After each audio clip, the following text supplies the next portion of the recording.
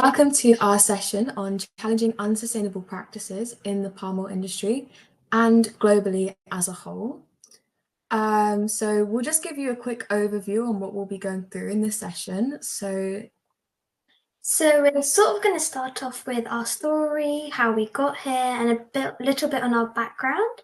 Then we're going to move on to the ins and outs of palm oil, everything you need to know, and then what you can do to improve the situation, stand up for what you think is right.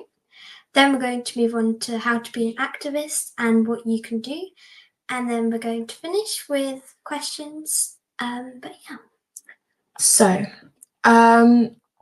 now we will come back to this poll in a bit.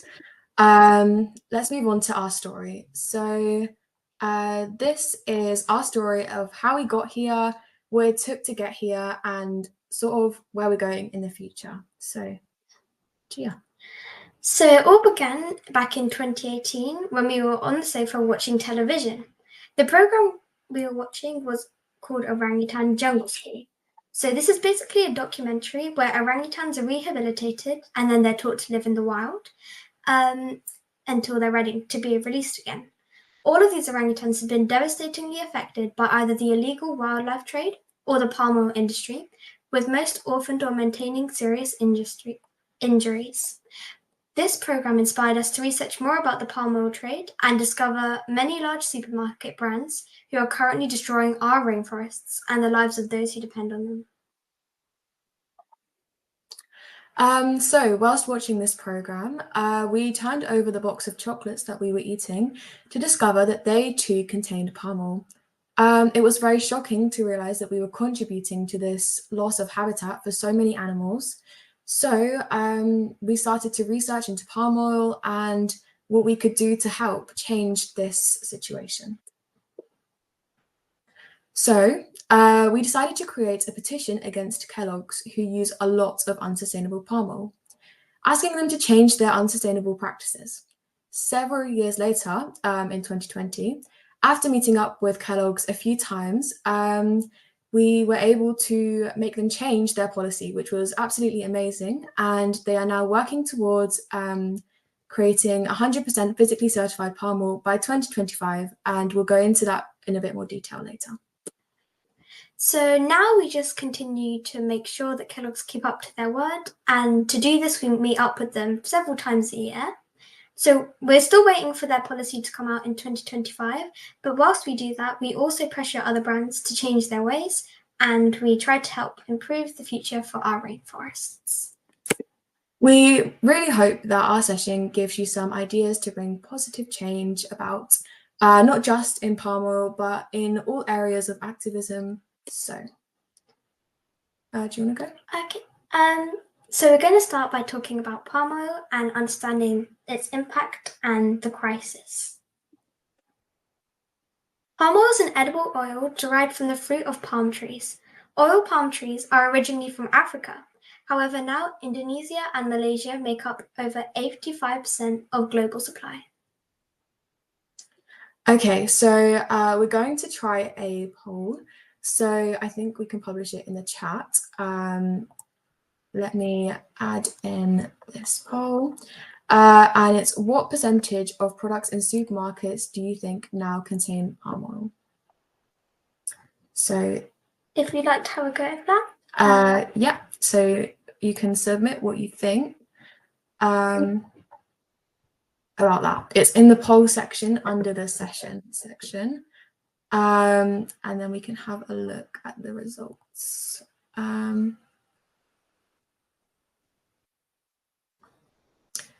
We can continue on for now whilst you answered that. Okay.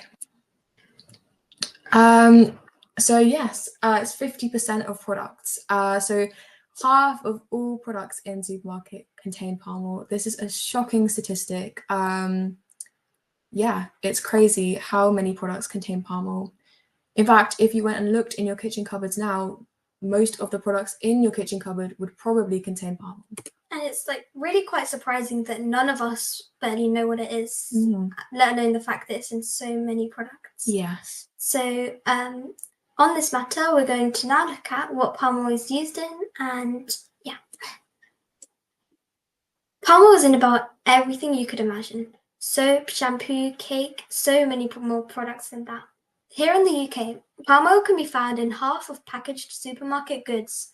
If you went, but if you went to look in your cupboards, I'm sure that over half of them would contain products with palm oil in. So you can find palm oil in things like instant noodles, makeup, shampoo, edible things, non-edible things.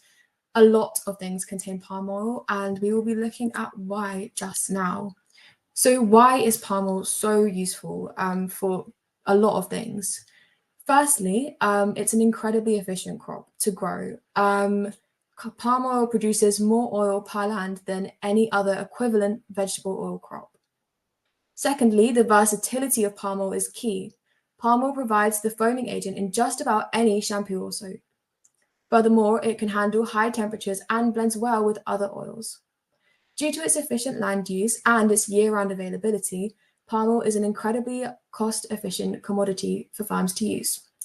Finally, palm oil is a key contributor to the economics of Indonesia and Malaysia and provides a livelihood for so many people. In Indonesia alone, 4.5 million people are employed by the palm oil industry. The huge demand for palm oil also aids smallholders, which represent 45% of palm oil plantations in Indonesia. So as you can imagine, palm oil is a really important part of many societies globally and for many companies as well. So continuing. So now we're going to look at the issues and how the mass production of palm oil affects societies, animals, and the environment. The methods used most widely to produce palm oil are largely unsustainable and result in devastating effects for both wildlife and rainforests. In order to clear space for palm oil plantations, existing vegetation is erased and usually burnt to the ground, and then row upon row of palm oil trees will be planted. Unfortunately, after the palm oil is harvested from these plantations, they are razed to the ground once again, and the cycle begins again. This process of producing palm oil has catastrophic effects on biodiversity. Right, so now it's time for another poll. In terms of football pitches, how much rainforest do you think is lost per hour due to palm oil? So we will publish this poll now. And just have a go. You can be right or wrong. We'll give you a few minutes to do that, maybe 1 or 2 minutes. And then we'll have a look at what results everybody gave. So have a go at the poll in the poll section. Okay, so for the results, 100% of people have voted for 30%. Let's have a look at the answer. So it's actually estimated that 300 football pitches are cleared from rainforests every single hour to make room for palm oil plantations. This is an average of 1 football pitch per second and 28 million hectares of rainforest per year. Deforestation due to palm oil also causes habitat loss for so many animals, some of which are tigers, orangutans, and rhinos. Over 100,000 orangutans have been killed in the past 20 years. Now there are only 50,000 left in the wild. Orangutans will become extinct in 50 years if we continue at this pace. So now it's time for another poll. So this one is about how much do you think the orangutan population has decreased in the past decade? This one is quite a shocking statistic, by the way. I'll give you a clue. Okay, so we have had 3 votes. 66% have voted for 20%, 33% have voted for 50%. Let's have a look at the answer. Since 2014, orangutan populations have decreased by 50%, which is an enormous amount considering how many orangutans are left in the wild. Also, it's important to note these animals share 97% of human DNA. They are our closest relatives in the animal world. If we continue this mass destruction, our grandchildren will never be able to lay eyes on a wild orangutan, which is absolutely shocking. So the destruction of rainforests and peatland results in the release of smoke and carbon dioxide into the atmosphere.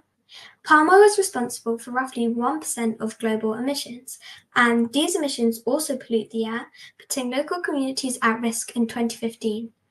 In 2015, air pollution was over 2,000 on the Pollutant Standards Index, and 300 is considered hazardous. This is an absolutely shocking statistic, especially when considering the rights of the people who live in the areas of the palm plantations.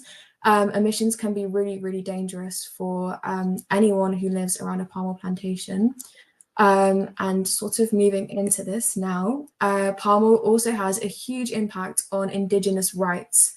Indigenous people's customary land rights are often not recognised by the state, leading governments to hand over land to oil palm companies without their consent. An example of this is the Dayak people, who have been displaced by large corporations. Without any official land rights, Indigenous people often become accused by large companies of stealing resources which were originally theirs. So smallholders make up approximately 40% of palm oil production in Indonesia and Malaysia. However, they often rely on loans from large companies to pay it back. The creation of palm oil plantations can also result in the loss of culturally significant sites, which is a very upsetting issue for many Indigenous people of Indonesia and Malaysia. Furthermore, the palm oil industry endorses unethical labor in many cases. Firstly, workers live in poor conditions without basic access to facilities such as clean water. They are often isolated by cultural barriers. Also, human trafficking is a huge issue on palm oil plantations in Malaysia and Indonesia. These workers have no rights and can be threatened with deportation or even confiscation of wages. Finally, child labour is a massive issue on many oil palm plantations.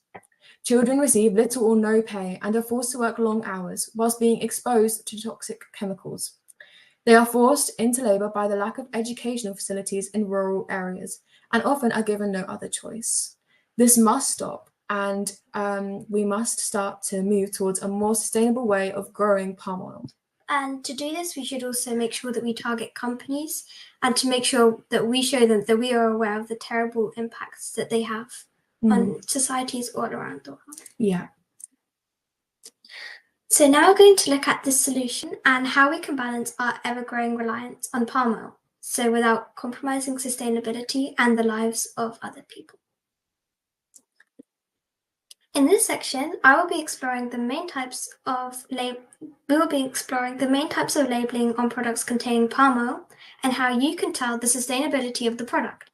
Just a quick side note, before we begin, RSPO labels mostly extend to food packaging and not toiletries or any other products. Which is obviously a massive problem when purchasing goods, because you can obviously tell if a food product is sustainable or unsustainable. However, when things such as shampoo or toiletries contain palm oil, it can be really, really difficult to understand the sustainability of the palm oil in the product. We will be exploring that later. So this is the first type of RSPO certification on products containing palm oil. It is the worst type. Obviously, not having any certification is worse. However, credits are the worst type of sustainable palm oil. So what are credits? Credits are when a product has this label, it is the least sustainable type. RSPO credits are bought by manufacturers, meaning that manufacturers pay the RSPO to put this label on their product. In the bottom right-hand corner, you can see an example of what that might look like on packaging. It's the RSPO logo with a bit that says credits at the bottom. The RSPO claims that the money paid by the company goes back to the producer. However, we have absolutely no idea who produces palm oil, what their practices were, and whether their practices were sustainable. This can be a massive issue for both brands and consumers when tracing back to the origin of the palm oil. And it's important to note that it's much worse if the product has no RSPO certification. However, credits are the worst type. So if a product has credits on the back, try not to purchase. Mass balance can be a positive supply chain method for smallholders, as it means that they can sell to companies without it being RSPO certified. However, on the whole, mass balance is largely unsustainable, as it makes the product and the palm oil impossible to trace back to the mill or plantation. So manufacturers using the palm oil, such as Kellogg's, have no idea where the palm oil has come from or how sustainable its origins were. We know that some of the palm oil is from sustainable sources, however, we don't know what percentage or the exact origin of the palm oil because it's all mixed together. So this is why it's great and better, but not really great, to be honest. Yeah, so you can see in the bottom right-hand corner, that's an example of an RSPO logo for mass balance palm oil. It will be the RSPO logo with a little bit that says mixed at the bottom. And that will usually just be on the product, so you can tell. On the back of the product. So yes, mixed palm oil is not the best solution, but it is by far better than RSPO non-certified or credits. So mass balance can be a positive thing for many smallholders. However, on a whole, it's not that great because we still don't know exactly where the palm oil came from or who made it. We just know that some of the palm oil in that mix is sustainable, but we don't know how much and we don't know where it's come from. So obviously traceability is a key part of understanding whether palm oil is sustainable. If we can trace the palm oil all the way back to the beginning of its lifespan, as it were, then we can tell who's handled the palm oil and what practices they employ. However, if the palm oil is mixed in with a whole bunch of other palm oil, we don't know necessarily where this palm oil has come from, who has grown it, who has milled it, and this can create complications when brands are trying to ascertain how sustainable their palm oil is. It is a problem we definitely run into a lot when discussing with Kellogg's and other brands. When we meet with them, they often have issues regarding mass balance palm oil, where it's come from. It's a very complicated thing to trace. And it makes it quite hard to get the brands to be sustainable because some of the mass balance palm oil is sustainable, however, not all of it, obviously. Yes. So a lot of brands are often forced to purchase mass balance palm oil just through lack of other palm oil options. So if they need some palm oil for the short term and they need it at a lower price, mass balance is a quick fix for many brands, and they can still say it's sustainable.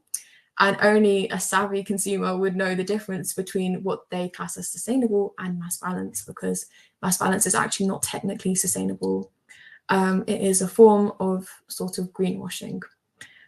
So yes, it is important to note that. Finally, segregated or identity preserved palm oil. This is the best type of RSPO certified palm oil, because you can trace the palm oil all the way back to the mill and the plantation where it was grown. The palm oil that is segregated or identity preserved is kept completely different from all other palm oil along the supply chain. So it's completely separated, so we can trace it all the way back to the beginning of its lifespan. So as you can see, segregated or IP palm oil, it has a slight difference between which I put on the slide, but both are equally as good as each other. And in the bottom right-hand corner of the slide is what the certification will look like on packaging. Don't worry, we will share this resource with you after the session, so you can... You do have to commit them to memory. So you can look through this in your own time. So yes, this is the best type of palm oil, and it's definitely, if a product has this on the back, you know where the palm oil has come from. However, I will say with segregated and IP palm oil, it is more expensive for brands to achieve this, and that's why more brands aren't doing this, because some brands want to be sustainable. However, the extra price of completely creating a separate supply chain just for segregated palm oil is very expensive. So I would just keep that in mind, that many brands don't do this because it's expensive, and they need to stop taking shortcuts. The root of the issue. Yeah, they need to stop taking shortcuts and start using segregated or identity preserved palm oil. So now you know how to be a savvy shopper. Now we're going to look at what you can do and changes that everybody can make. In this section, we're going to be exploring how you can check before you buy, donate to charities, and challenge global brands. Brands often sneak in palm oil into their products by using other names. There are many names out there. However, a few examples of what these could be include palm kernel oil, glycerol, stearate, and so many more. Whilst it's hard to identify palm oil every time, just having a quick check at the back helps reduce our unsustainable palm oil consumption. Also, it's important not to boycott palm oil completely, as another oil would just be mass-produced unsustainably instead. Therefore, it would also ruin people's livelihoods, as many people work and depend on the palm oil industry. So it's important not to cut it completely out, but to only purchase sustainable palm oil. Yeah, I think it's really important to note that boycotting palm oil completely is just not sustainable. Many people seem to think that by boycotting something, it will fix the root of the problem. This is not true. The root of the problem is brands taking shortcuts, and they will take shortcuts wherever they can. So if you boycott palm oil, they might use sunflower oil or a different type of vegetable oil. That does not mean it's going to be more sustainable. The issue is not with palm oil. The issue is with the way that it is produced. If we can change the manner in which we produce palm oil, we can revolutionize the industry and make it more sustainable. And palm oil will no longer be something that's like a bad thing. It's only just the way they produce it which makes it unsustainable. And by doing that, we can also maintain support for communities all around the world that depend on palm oil as well. Yeah, I think smallholders is a really important thing to keep in mind, because as we saw earlier, I think it was 40% of palm oil suppliers are smallholders. So by boycotting palm oil, we are not damaging the big brands. As such, we are damaging the people who supply the palm oil, and they're usually just farmers on a smaller scale. If you explore brands' palm oil policies and environmental policies, if you see their suppliers, a lot of them is sort of 100 plus many smallholders. So that's why it's important just not to boycott. Yeah, I think education is a really important part of revolutionizing the palm oil industry. By educating smallholders on more sustainable practices, and by educating brands about who to get their palm oil from, and by educating consumers about which brands produce palm oil sustainably, we can overall, because it's a very complicated sort of supply chain with lots of people involved, and if we can educate people at every step of the way along the supply chain, we can revolutionize the industry, change the industry to become a better place, and stop sort of negative, unethical practices, which is a really, really big issue in the industry at the moment. Another important thing to note about this is toiletries, so shampoo and soaps and things like that, that contain palm oil. You will never ever recognize that they contain palm oil unless you have like the whole list of terms committed to memory, because toiletries tend to use more. Yeah, there are so many different names for palm oil, so many. As there's so many more than the examples on the slide, hundreds. We might actually add that to our resources, so you can access that after the session, because I mean, in edible food, it usually just has palm oil or palm kernel oil. However, in toiletries, it can say anything, like glycerol. That doesn't even sound like palm oil. You wouldn't know it was palm oil. They could just use, that's how brands really sneak it into their product. Also they will have their ingredients list really, really small, so you can't tell. Yeah, so it is a really big issue, the labeling of palm oil on toiletries, and something that definitely we need to sort of campaign for more in the future. And also, yeah, just don't try to boycott palm oil completely, because of course there's always an alternative, but it might be unsustainable as well. Yes. So to also make an impact, you can donate to charities. And a few examples of these that we really support are the Orangutan Foundation. So this is a charity that supports orangutans by protecting their rainforest habitats, and they promote deforestation education with the local communities, and that also involves working with the local people as well. Another charity is the Borneo Orangutan Survival Charity. So they rehabilitate orangutans, and that helps conserve ecosystems, and they also promote education on rainforests as well. And finally, the Rainforest Action Network is a charity that basically helps prevent deforestation, and it also supports communities affected by its devastating effects. There are so many more charities out there that you can support, and it really helps just to help them because they're really supporting good causes. And yeah, there are so many charities available who are trying to sort this out and make good changes in the palm oil industry. Some of them are orangutan related, so a lot of them are to do with helping orangutans who have been, or other species. yes, as well. and other species, mostly orangutans, so who have been affected by palm oil and deforestation. Some of them focus more on like the actual deforestation aspects and how we can educate people and educate smallholders on how to produce palm oil more sustainably. And some work on the rights of Indigenous people, which is actually a really overlooked issue in the palm oil industry.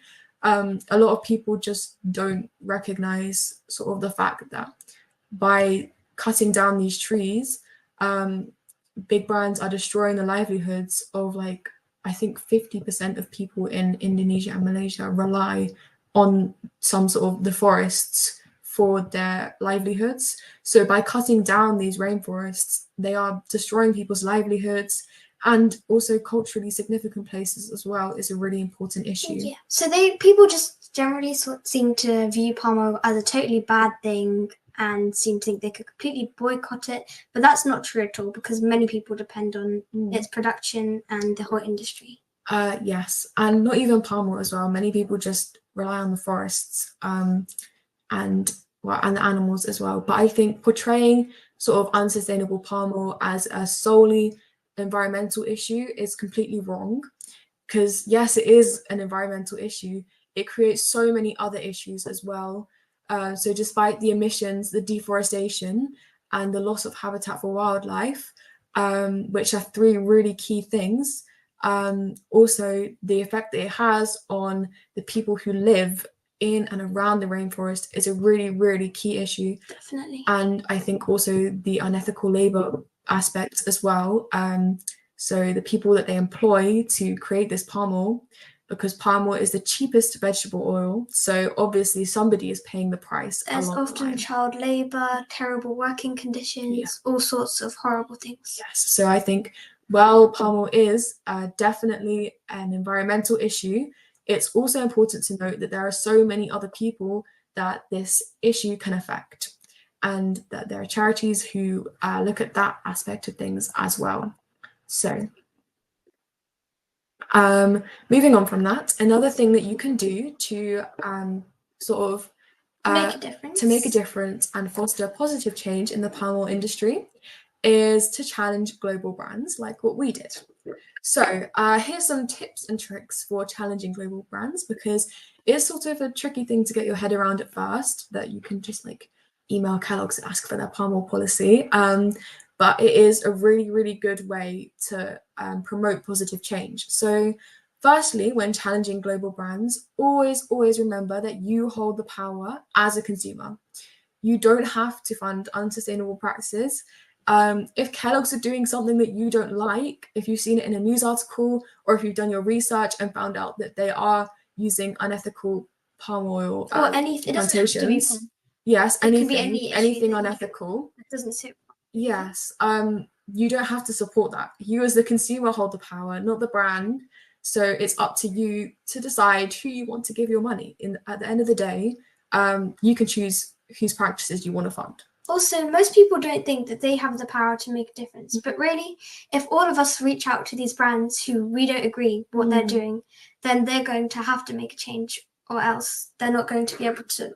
Yes, I think it's important to note that consumers do hold the power in the eyes of brands. And I think many consumers often forget this, especially when we're thinking about being an ethical consumer. Many people just think, oh, well, I can't really make any difference. There's no point even trying, that sort of thing. Like, oh, I'll just go and buy this because it's cheaper, or because I've always bought it. It's important, I think, to just keep in the back of your mind that as a consumer, you can make that difference. So my second tip about this issue is when purchasing products, always check for RSPO certification, as we went through earlier. We will share that with you, so don't worry. It is a complicated thing to get your head around. It takes a long time to explain, and it's taken us years to finally get to grips with what all this RSPO shenanigans is about. But trust me, it is complicated, but you'll get there. Also, the fact that well, anybody can really do it at any age. Age is no limit. Yeah. You sort of just have to take a step out of there, have the courage, and just go for it. Yeah. So always check for RSPO certification to make a judgment on whether the palm oil is sustainable. A really useful tool is the WWF scorecard, which I've linked here. It's a really simple ranking system of global brands and their sustainability in regard to palm oil, and it's really, we use it quite a lot. Yes, it's formatted really nicely, so you can just search up the brand, and if they have the brand on there, which most major brands they do, you can just check, and it's like a little score. So it's like very easy. Yeah, it's like it has a little green thing, and it's like 17, and then you know that it's good. You can just go with that. You don't need to do the research yourself. They've already done it for you. It's even color coded, so you don't even have to look. Yeah, and they update it every year, so it is up to date. And it is an amazing resource. I would definitely recommend. It's really useful for our research and our targeting of other brands. So if you would like to check that out, it's linked in these slides, which I will share with you. So don't worry. Thirdly, in terms of actively engaging with the brands, so say you search up on the WWF Palm Oil Scorecard and find a brand who you usually like to buy products from and you realize they're really unsustainable, never forget the power of email. By emailing brands who are clearly falling behind on industry standards, we can put pressure on the industry to change, because if we don't ask for change, who will? So, Indeed. And also many of these brands have good customer service like teams, so they will usually respond quite quickly. Yeah. And sometimes they have a whole policy in place and they say, actually, that's not true, we are sustainable, and then you can go through and sort of usually they criticize their policy with quite an informative response, which allows you to be able to see what's really going on there. Yeah. Obviously. And if many people are emailing them with regards to their sustainability with concerns, they will obviously have to have a think and go, actually, maybe what we're doing isn't so good. We need to up our game. Also, you don't even have to directly contact the brand. You could also just sign a petition against the brand. Anything that sort of helps to do that. Additionally, if there aren't brands who aren't living up to your moral standards, don't give them your hard-earned cash. Don't buy their products. This will force them to change. So remember that boycotting is always an option. I know we said that don't boycott palm oil, but that was a note on don't boycott palm oil completely. If the palm oil is unsustainable, then you could boycott the brand, but not necessarily palm oil completely. Yeah, if the palm oil is unsustainable that the brand is using, then you are justified in your boycotting. Yes. Go ahead and boycott freely. But only of the brands, not like the entirety of palm oil and all products. Yeah, brands who use unsustainable palm oil. So yes, never forget the power of boycotting. If companies are losing revenue, they will definitely need to make a change. And this is something we have seen in the past with our campaigning. Boycotting is a really effective way of making companies such as Kellogg's change their initiatives. I think if we hadn't sort of encouraged boycotting of Kellogg's, they would never have taken notice of us, because at the end of the day, all brands care about is the revenue that they get. So if you don't supply them with that revenue, if we're not going to buy their products, then they're going to have to make a change. Finally, you could help by supporting petitions that target global brands. If you would prefer to challenge unsustainability in a more passive way, you can just search on the internet palm oil petitions, sign ours. There are usually there are many a lot of brands.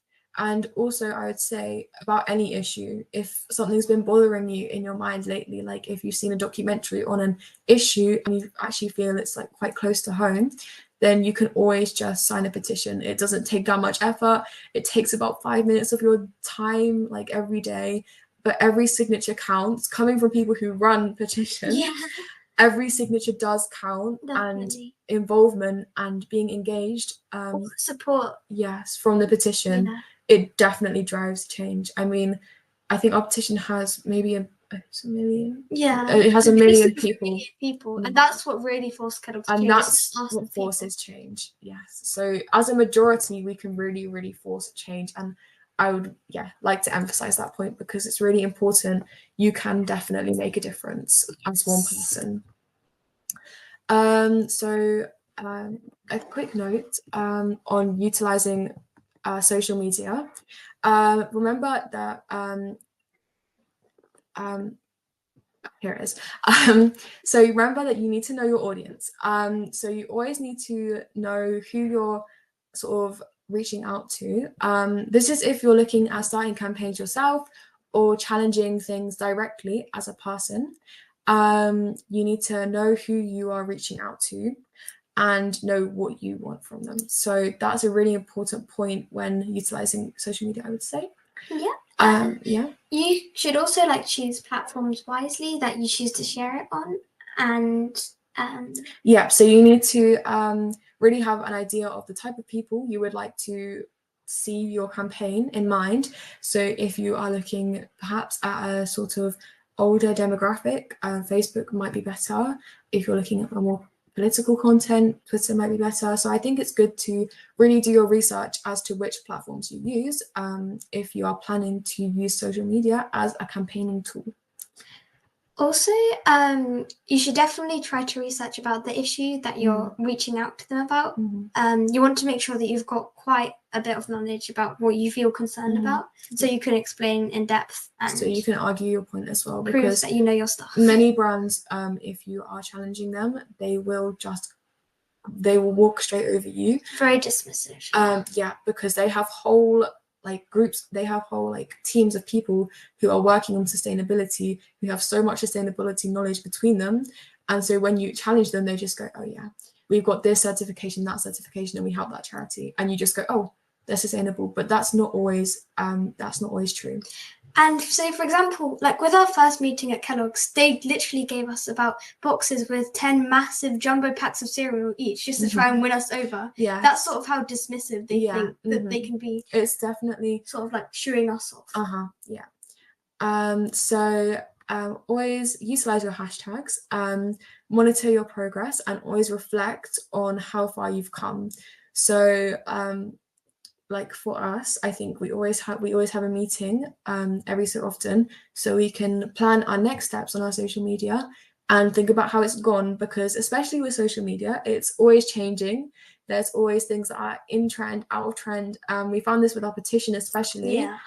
We've run our petition for so long. I think it's been a good 5 or 6 years now. So definitely, having been there for so long, you find that suddenly people sign really quickly. Like in a few weeks, you'll get like tens of thousands of signatures, and then it'll just be nothing for months. Then there'll be months where people just aren't as engaged, and I think that's just a really important thing to keep in mind on social media. You need to sort of keep on top of your game. Make sure you keep it up, and always have a look at what is trending and what people are looking for, because sometimes people aren't interested in palm oil. Sometimes it goes out of fashion, which is really, really sad, because it's always an issue, but sometimes people just don't always pick up on it. There tend to be different issues that people pick up on at different times, and then it falls out, and then like anything, campaigning does fall in and out of fashion, which is almost like trends. Horrible, but it is true. So yeah.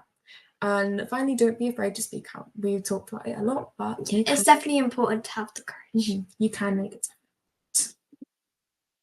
So now we're going to look at how you can specifically make a wider impact and how you can become an activist. So anyone can be an activist. This isn't to a specific demographic or anybody. So age and experience are no limits, and you can just find a topic that you're passionate about and make a change about it. And there are so many problems in the world, in all industries, in all areas. So it's really easy, to be honest, to find one that resonates with you personally. It could be an issue close to home, it could be in your community, it could be a global one like palm oil, deforestation. So you're basically completely free to choose. Remember that. You shouldn't feel obligated to a specific issue. Just choose one that resonates with you personally. So it could also include helping others who are standing up. You don't have to do it directly yourself if you don't feel comfortable with that. So you could support others' petitions or on social media as well. So now I will share this link to our Google Drive folder in the chat. You should be able to access it. if you have any problems with that, let us know. Just pop us a chat. So we will continue presenting because we've only got 8 minutes left, and we would like to leave a little bit of time for questions at the end. Yes. So I hope that's all okay. We'll probably add in a little bit about the different names of palm oil as well, so you can use that when you're like shopping and things like that. Yeah. So obviously you can't like remember all of them because there are hundreds, but it's useful just to get a bit of a grasp on what sort of names you use. Yeah. So I don't think we have time for this. However, we will do this. So a little bit on a call to action. So just to like sort of sum up the whole session, we would really appreciate if you could in the chat make like a commitment for the future for your like sustainability. So in the chat, I will pop a few like examples that you can use. It could be basically anything, starting a youth group in your community, buying products with sustainable palm oil. Yeah, so let me pop a few examples which we've prepared earlier. Donating to charities, anything like that really. So in the chat, as we continue our session, just have a little think in the back of your mind about something that you would like to change.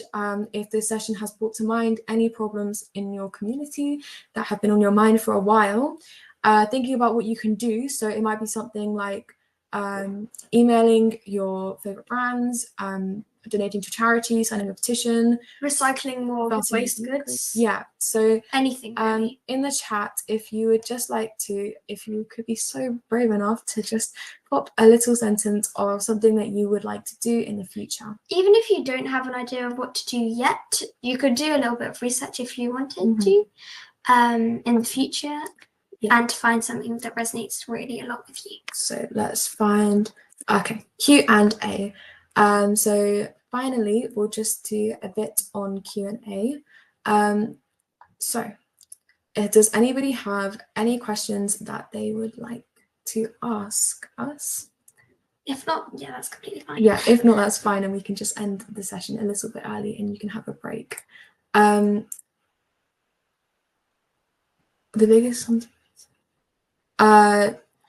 Yes, Amazon and Walmart definitely follow the same process. The size of the brand is not really relevant as much to, I suppose it's more their problem is their size, because they have so many suppliers and things that they have to organize. But for us as campaigners, it is the same sort of thing. No matter who you're going after, so what you need to do is just email them. We've popped an email template, so in the chat in the resources. So all you need to do is email them, ask them about their policy. You can also Google like Amazon palm oil policy and have a look at it.